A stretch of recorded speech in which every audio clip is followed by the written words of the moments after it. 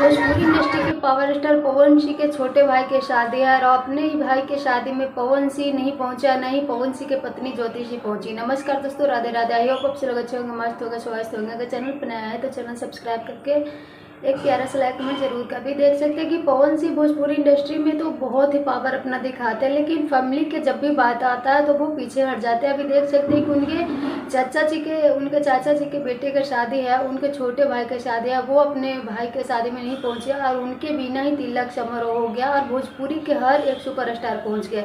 पवन सिंह और ज्योति से अपने भाई के तिलक में नहीं पहुंच पाए, जिसकी वजह से अभी सोशल मीडिया पे बहुत तरह की अभी बातें चल रहा है कि पवन से अपने रिश्ते से इतना ज़्यादा पीछे क्यों भागते हैं, क्यों अपने रिश्ता क्यों निभाने नहीं चाहते, चाहे वो ज्योति सिंह के साथ हो या फिर अपने फैमिली के साथ। क्या उनके चाचा जी के साथ में बहुत ही ज़्यादा विवाद चल रहा है, क्या उनके बीच बहुत ही ज़्यादा मनमुटाव चल रहा है, क्योंकि ऋतिक से छोटे भाई पवन सिंह का ऋतिक से बहुत ही ज़्यादा प्यार करते हैं अपने बड़े भैया पवन सिंह को। और पवन सिंह और ऋतिक से हमेशा कभी कभी